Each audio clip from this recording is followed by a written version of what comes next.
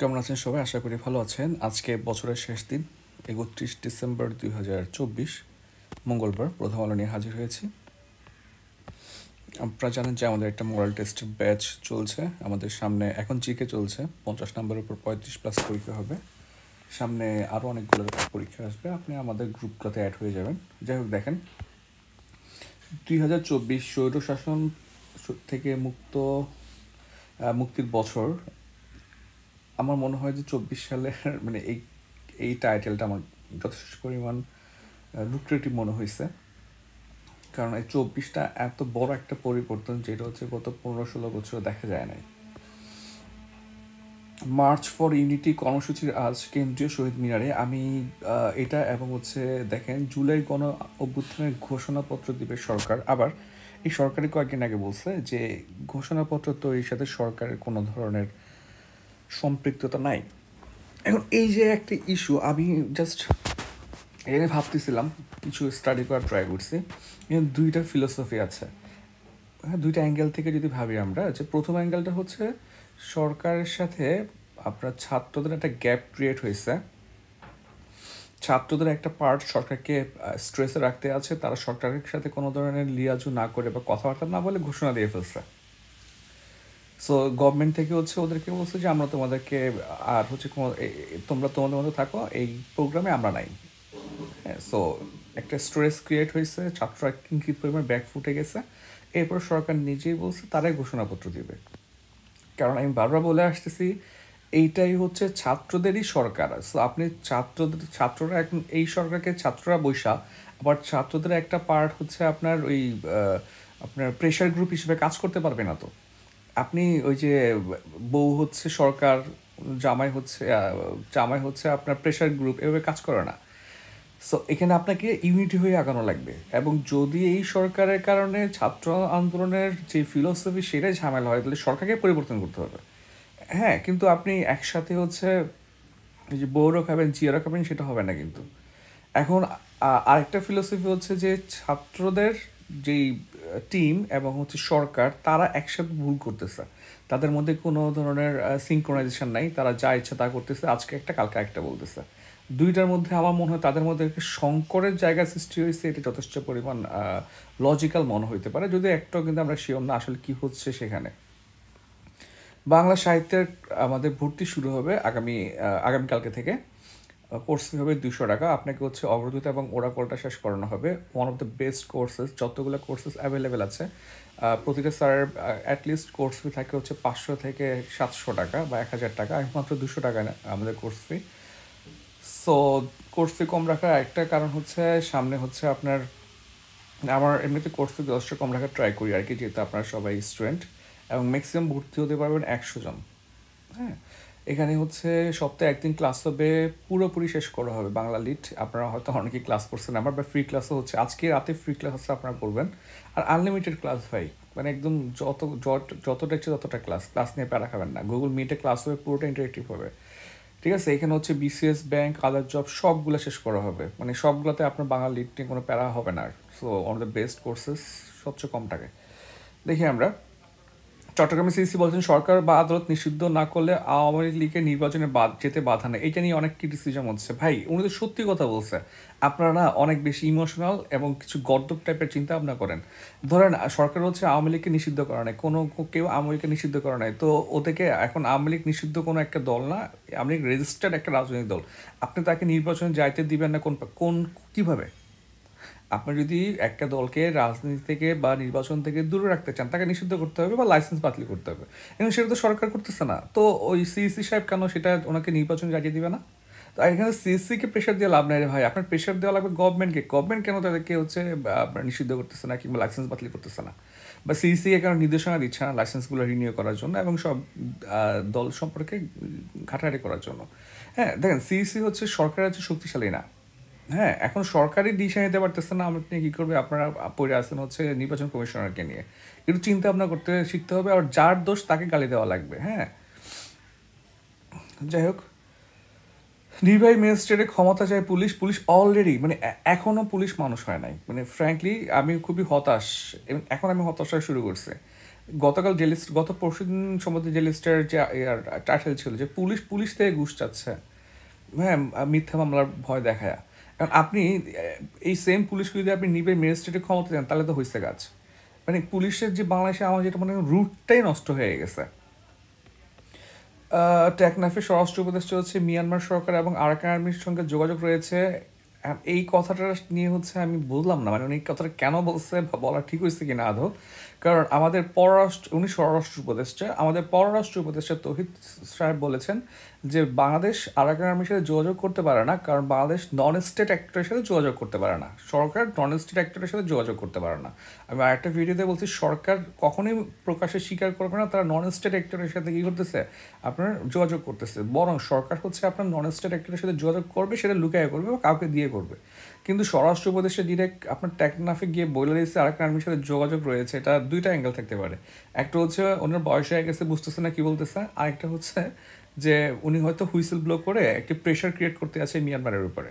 But still এটা বাংলাদেশের জন্য যথেষ্ট পরিমাণ, মানে আপনি কখনো দেখবেন না যে ভারত বলতেছে যে আমরা আরাকান আর্মির সাথে যোগাযোগ করতেছি, কিন্তু ভারত কিন্তু আরাকান আর্মিতে মেডিসিন পাঠাচ্ছে। আপনারা জানেন কিনা জানি না, ওরা হচ্ছে প্রচুর মেডিসিন সাপ্লাই দিচ্ছে ফ্রিতেই আরাকান আর্মিকে। কিন্তু এটা স্বীকার করবে না, মানে স্বীকার করা কিন্তু এক জিনিস, এই যে এটা স্টেটমেন্ট দেওয়ার কারণে হচ্ছে আপনার এটা একদম প্রুফ রয়ে গেল। ঠিক আছে, এখন আমি ঠিক বুঝি না মাঝে মধ্যে কখন কি হয়ে যায় আর কি।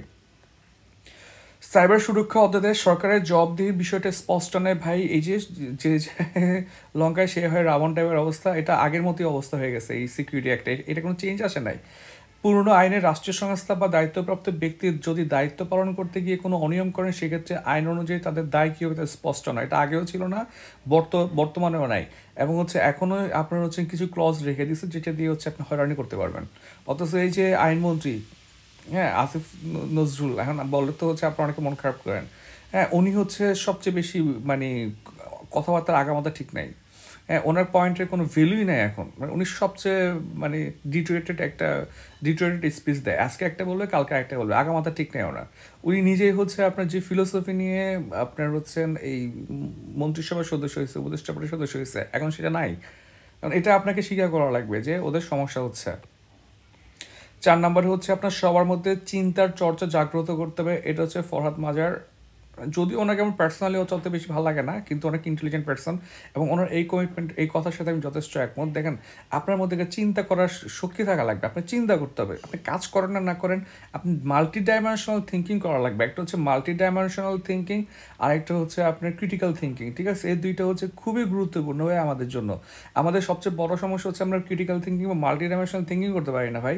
আমরা হচ্ছে ওই যে আমার বাপে যেটা বলছে এটাই রাইট, ঠিক আছে, আমার বাবাও তো ভুল বলতে পারে। আপনার বাবা যদি চুরি করে আপনি কি চোর বলবেন না?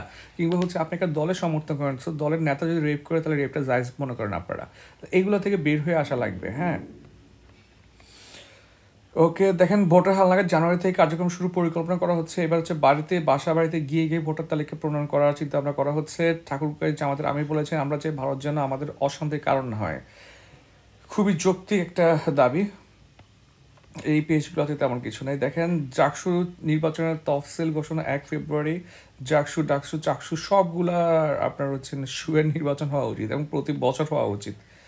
নির্বাচন যত কমে হবে তত ঝামেলা। হ্যাঁ, আপনি ছাত্রদেরকে নির্বাচন শিখাইতে পারেন না, ছাত্ররা মন্ত্রী হয়ে পরে কিসে নির্বাচন দিবে যে? কমলাপুরের রেল স্টেশনে মনিটরে এবার অশ্লীল ভিডিও প্রদর্শন, এগুলো খুবই বিব্রতকর একটা পাবলিক প্লেসে। বাংলাদেশের কালচারের সাথে বা বাংলাদেশের যে সোশ্যাল স্ট্রাকচারের সাথে কিন্তু আপনি কমলাপুরের মতো একটা রেল স্টেশনের মতো জায়গাগুলো হইতে পারে না।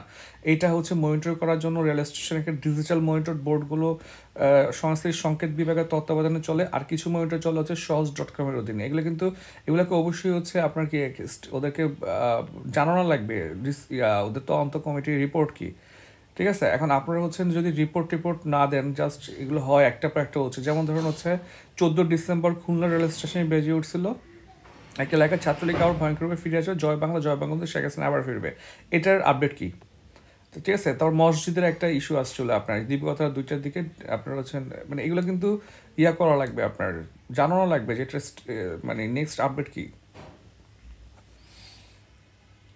আচ্ছা, দেখেন যে বেসরকারি পশুঘাতী চিকিৎসকদের ভাতা বাড়লো। ভাতা বাড়িয়ে হচ্ছে আপনার আপনার হচ্ছে 35,000 টাকা করা হয়েছে। আমার মনে হয় 50,000 টাকা খুব বেশি চাওয়া হচ্ছে। 35,000 টাকা ডিসেন্ট অ্যামাউন্ট, এটা যথেষ্ট ঠিক আছে। এখানে এবার স্টপ হওয়া উচিত, কারণ আমাদের সরকারি কর্মকর্তা 9 গ্রেডও মোটামুটি 34,500 আশেপাশে পায় আর কি। তো ওনারা 9 গ্রেডে একটা ভাতা পাচ্ছে। আর না, যদি আপনার যদি বেতন স্কেল আসে ওদেরটা বাড়ানো লাগবে আর কি, ঠিক আছে, এভাবে করা যেতে পারে আর কি। দেখেন ভোটারদের সর্বনিম্ন বয়স কি 17 হবে, এইটা নিয়ে কিন্তু একটা মজার একটা অ্যানালাইসিস আসছে। দেখেন এগুলো পড়বেন, এগুলো পড়লে আপনার ওই যে multi dimensional thinking, critical thinking হচ্ছে বাড়বে। আগে আমি প্রথম বলতে লেখালেখি করতাম আর কি, বা অনেকগুলো পত্রিকা লেখালেখি করতাম, পরবর্তীতে জব প্রিপারেশন সহ শুরু করে হচ্ছে আপনার এই ইস্যুতে আর লেখালেখি করা হচ্ছে না। তো পত্রিকা লেখালেখি করতে গেলে কিন্তু আপনার প্রচুর থিঙ্ক করা লাগে। যাক, আমাদের শিশু আইন অনুযায়ী হচ্ছে 18 বছর পর্যন্ত হচ্ছে শিশু। হ্যাঁ, এখন দেখেন যে আবার আমাদের শিশু নীতি 2011 অনুযায়ী 14 থেকে 18 বছর বয়সীরা হচ্ছে আপনার শিশু কিশোর বলে গণ্য। তাহলে আমাদের শিশু নীতি হচ্ছে 2011, এটা মাথায় রাখতে হবে, কিন্তু পরীক্ষায় চলে আসতে পারে, যেহেতু এটা নিয়ে কথাবার্তা হচ্ছে। 17 বছর শিশুরা হচ্ছে ভোটার তালিকা অন্তর্ভুক্ত করার কিছু সমস্যা ক্রিয়েট হবে। যেমন ধরুন হচ্ছে ভোটার তালিকা ভোট দেওয়া মানে কি রাষ্ট্রের ব্যাপারে আপনি সিদ্ধান্ত নিতে পারতেছেন। আবার আপনি 17 বছরের নিচে 18 বছরের আপনার নিচে কাউকে বিয়ে করতে দিবেন না, কারণ তারা হচ্ছে সিদ্ধান্ত নিতে পারবেন না বলে। এখন 17 বছর রাষ্ট্র নিয়ে সিদ্ধান্ত নিতে পারেন, তাহলে 17 বছরে যে আপনি হচ্ছেন বিয়ে করতে দেওয়া লাগবে, ঠিক আছে, এখানে একটা ফ্যাক্ট চলে আসে। আবার ব্যাপার আছে, ব্যাপারটা হচ্ছে 17 বছর 18 বছরের নিচে হইলে হচ্ছে ওরা কিছু আপনার ওই যে মামলা মোকদ্দমা থেকে অনেকটা হচ্ছে আপনার সরাসরিভাবে ওদের বিচার করে না। এখন আপনি যদি হচ্ছে ওদেরকে ভোটার বানায় ফেলেন, তখন কিন্তু ওদেরকে হচ্ছে আপনার কি শিশু বয়সটা মূলত হচ্ছে 17তে নেওয়া লাগবে, ঠিক আছে। এখন এখানে আবার ইউএন কনভেনশনে হচ্ছে আপনার 18 বছরের পর্যন্ত কি করে নিয়ে আসছে শিশুদেরকে ঘোষণা করা হয়েছে। তো 17-এর নিচে নিয়ে আসা কিন্তু আপনার কিন্তু একটু ঝামেলা আছে। আবার এখন 17তে কেন আনা হচ্ছে, এটা একটা ফ্যাক্ট, পলিটিক্যাল একটা ডাইমেনশন আছে। সেটাকে দেখেন যে বাংলাদেশে যদি আপনার 17তে আনা হয়, তাহলে হচ্ছে মোটমাট আপনার 32 লাখ নতুন ভোটার আসবে, 32 লাখ ভোটার। এবং তাদের মধ্যে একটা বড় সংখ্যা হচ্ছে আপনার হচ্ছে কওমি মাদ্রাসার, ঠিক আছে, প্রায় 3 লাখ শিক্ষার্থীকে যোগ করবে, ঠিক আছে। এখন 3 লাখ শিক্ষার্থী সব মিলে কিন্তু বিশাল বড় একটা পলিটিক্যাল শিফটিং হয়ে যাবে এই 32 লাখ ভোটার। মধ্য ডানপন্থার পতনে অতি ডানপন্থার উত্থান, এটা একটু পড়তে পারেন আপনারা, নিজেরা পড়ে নিন। আমার পরীক্ষার জন্য গুরুত্বপূর্ণ না, আমি স্কিপ করে যাচ্ছি আর কি। গাজের তীব্র শীতে মরছে শিশুরা। তারপর হচ্ছে আপনার দেখেন সংযুক্ত আরব আমিরাত হালকা উড়োজাহাজ বিধ্বস্ত, প্রাণী 2, প্রতিদিন একটা করে উড়োজাহাজ বিধ্বস্ত হচ্ছে, অ্যাক্সিডেন্ট হচ্ছে। কাহিনী কি হচ্ছে বললাম না, প্রতিদিন একটা করে। অ্যাসলামের জমি নিলামে তুলেছে জনতা ব্যাংক। দেখেন অ্যাসলামের যা ইচ্ছা তো করেন, কিন্তু ওদের কারখানাগুলো আপনি সিজ করে ফেলেন, বন্ধ করেন না, তাহলে মানুষগুলো কই যাবে যারা এমপ্লয়ি ছিল। নতুন পাঠ্য বা ইতিহাস বিষয়বস্তুতে পরিবর্তন আনা হচ্ছে। ভাই এমন একটা পরিবর্তন আনেন যেটা আর চেঞ্জ করা না লাগে। আপনাদের সমস্যা হচ্ছে আওয়ামী লীগ এসে একটা চেঞ্জ করে, বিএনপি এসে আবার সেটা চেঞ্জ করে। এই সরকার তো আওয়ামী লীগ না বিএনপি, ওরা এমন একটা আপনার একটা সঠিক ইতিহাস নিয়ে আসুক যেটা কারণে পরিবর্তন করার প্রয়োজন না হয়, ঠিক আছে। যাই হোক, দেখেন আওয়ামী লীগের সবচেয়ে বড় সমস্যা ছিল হচ্ছে আপনার যে ওরা আপনার হচ্ছেন মুক্তিযুদ্ধটাকে হচ্ছে ক্যাপিটালাইজ করে ফেলাইছে। হ্যাঁ, এটা হচ্ছে সবচেয়ে একটা বিব্রতকর ব্যাপার ছিল, যেমন হচ্ছে পুরা মানে দলকেন্দ্রিক করে ফেলাইছে। হ্যাঁ, যাই হোক, যুক্তরাষ্ট্রের নোবেলজয়ী প্রেসিডেন্ট জিমি কার্টার মারা গেছেন। তার সবচেয়ে বড় অ্যাচিভমেন্ট ছিল 1978 সালে আপনার ইসরায়েল এবং মিশরের মধ্যে ক্যাম্প ডেভিড চুক্তি, ঠিক আছে। এখানে কিন্তু মিশরের প্রেসিডেন্টকে কিন্তু তখনই 1981 সালে গুলি করে মেরে ফেলা হয় এই চুক্তি করার দায়ে আর কি। এই হচ্ছে আজকের প্রথম আলো। সবাইকে অসংখ্য ধন্যবাদ।